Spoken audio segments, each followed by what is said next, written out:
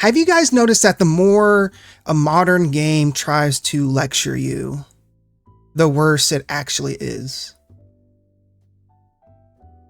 And yes, I'm talking about the woke video game. And for this specific industry, I'll just call it the crisis, because it basically is a cancer on the gaming industry. Yeah, I want to talk about these types of games that are systemically built to fail. They're built to fail. It's not just about the politics, which is so obvious. So I'm non-binary. What does that mean?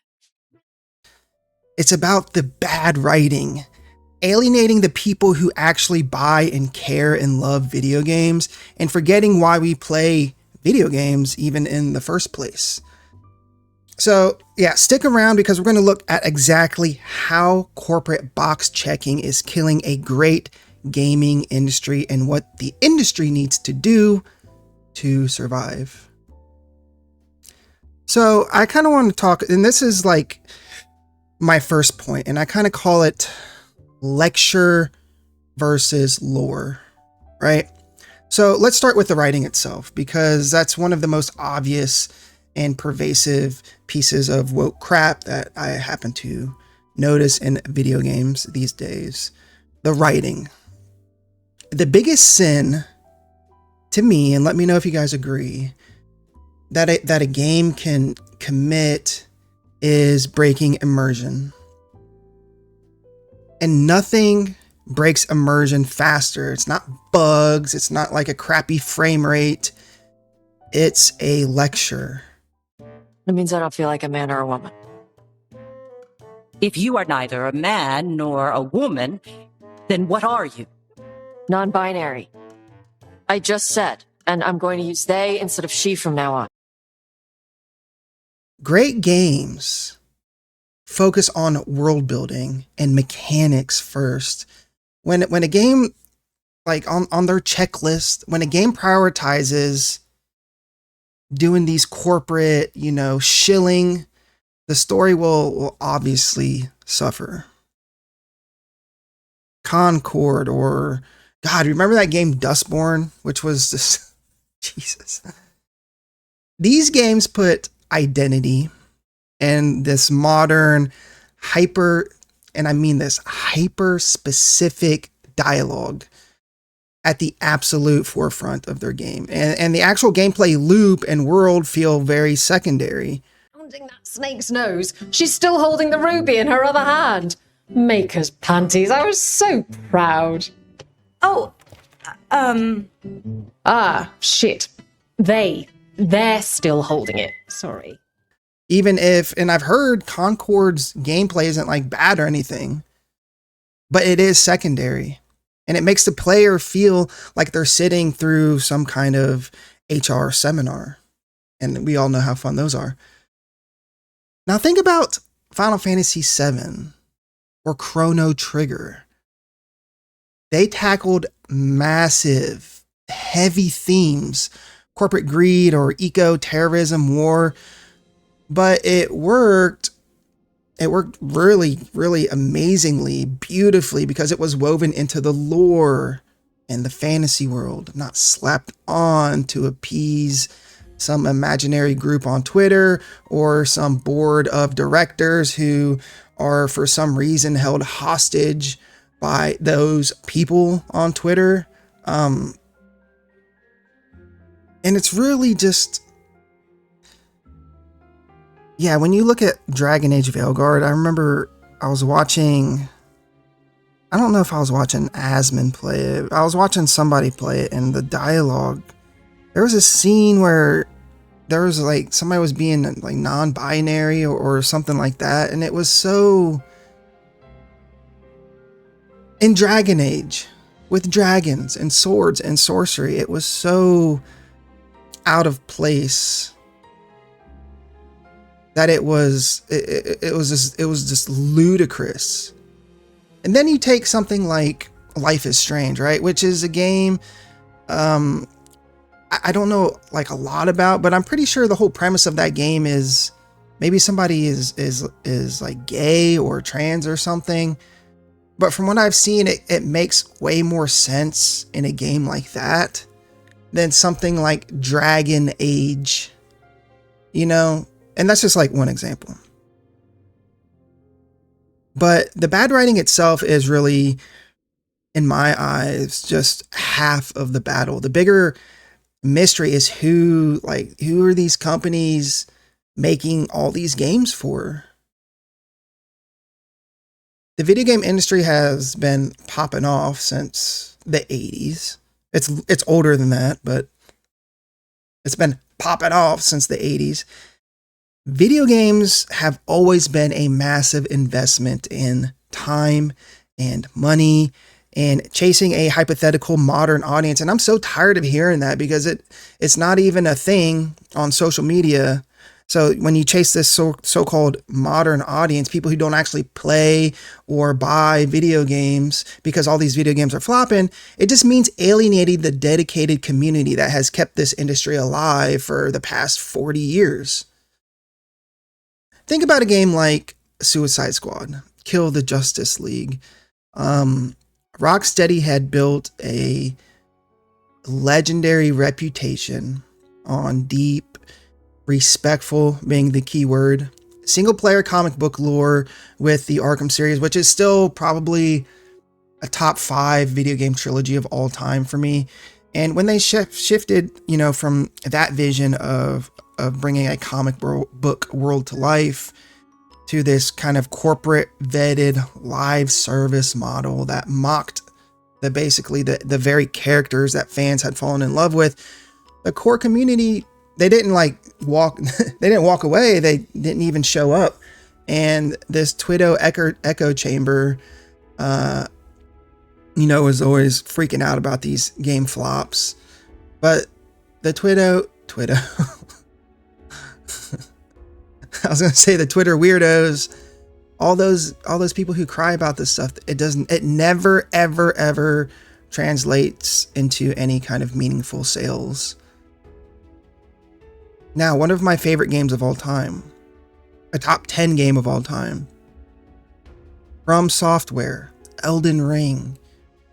They don't compromise. They don't water down what their vision is, and they don't try to appeal to everyone. And like, ironically, being themselves and being so authentic is what made that game so appealing to everyone, is that it wasn't trying to appeal to everyone. They built an uncompromising experience for their core audience.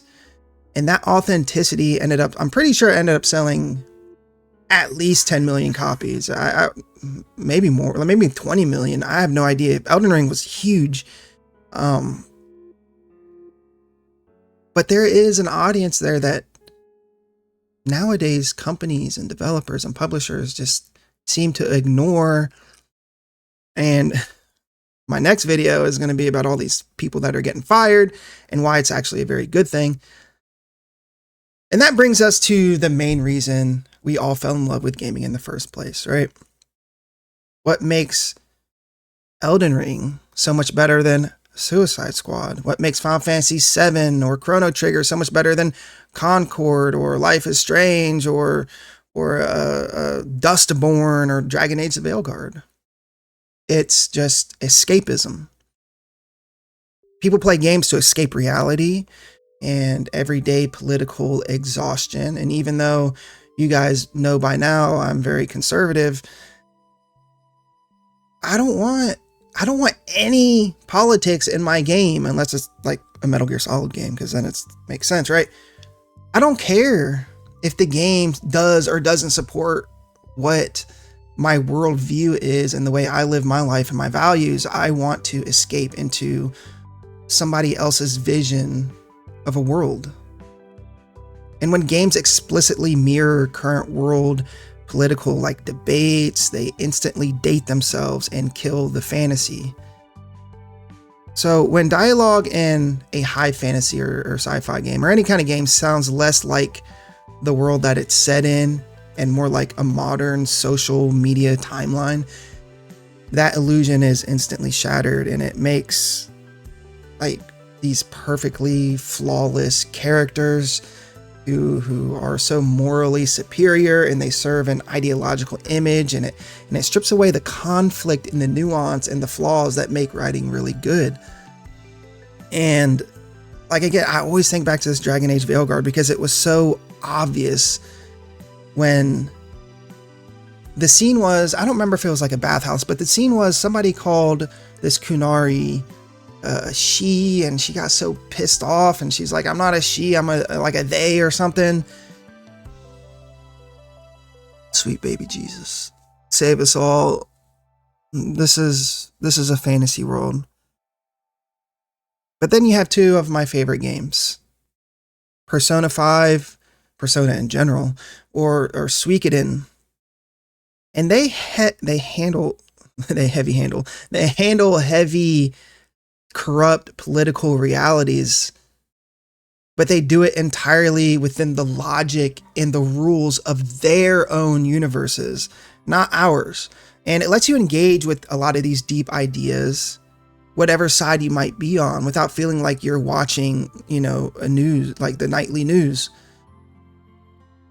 And now I want to get to the financial reality.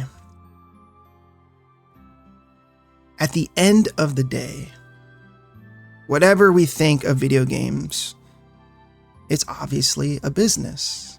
And right now, the math just isn't adding up for these studios, and modern AAA budgets are astronomical. I mean, you see like the stupid thing. I saw like the Dragon Age, God of War Luffy, and it had like this mocap actor and the stupid, like, made of like those plastic pipes, and he was the cube.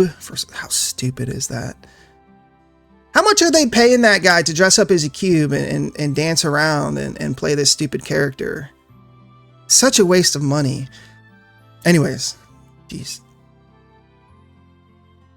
But yeah, gaming is a business, and right now the math just isn't adding up. The budgets are way too high.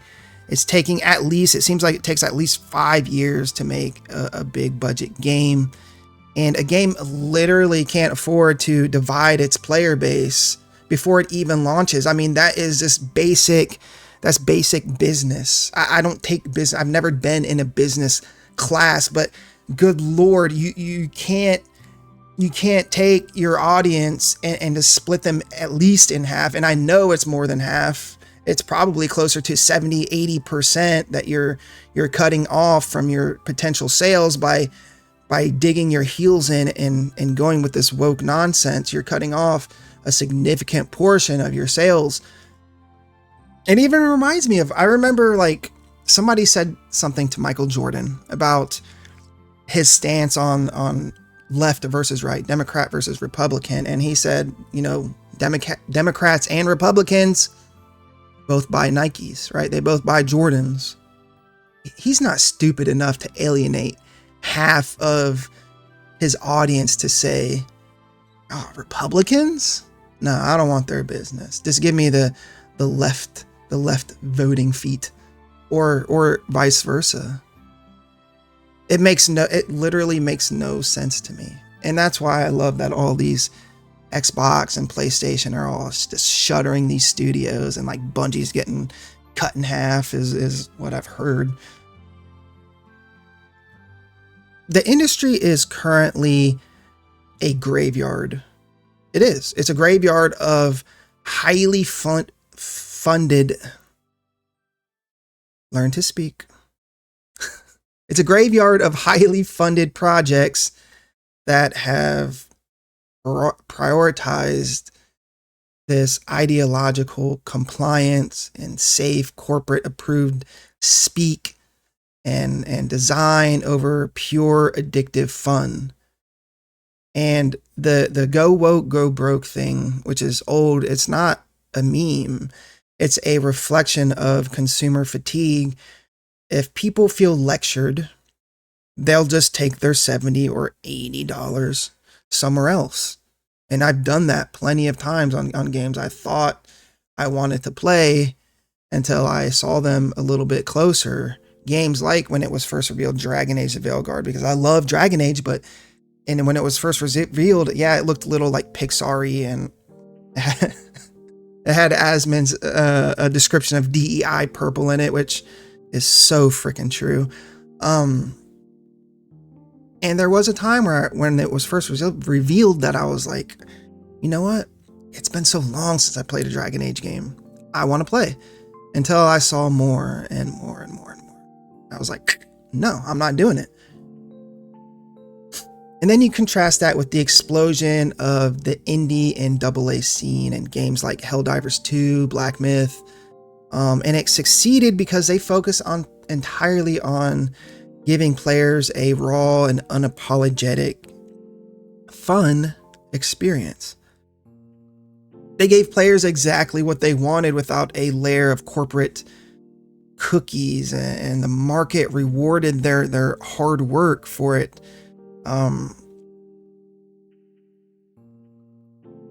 Yeah, I'm trying to think of some other like really big indie games that have exploded, but I can't right now. I just wrote down Helldivers 2 and Black Myth because, you know, it is what it is. So the bottom line is this.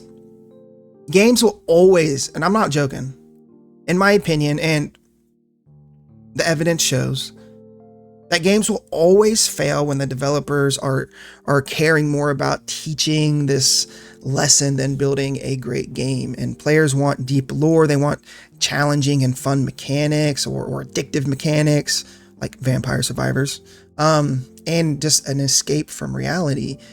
And that's really what I want to see. I don't want to see anything modern in a freaking video game. But I want to know what you guys think. What was the exact moment or game that made you realize that the gaming industry is basically a shell of itself? Let me know in the comments. For me, it was probably The Last of Us 2, where I was like, okay, this something is amiss here. And it's been downhill ever since then. So yeah, if you enjoyed this kind of old school breakdown, hit the like button, subscribe, and don't forget that the door is always open for these kinds of conversations. I'd love to hear your side of it or your opinion. Put it in the comments. Always be yourself, and God bless.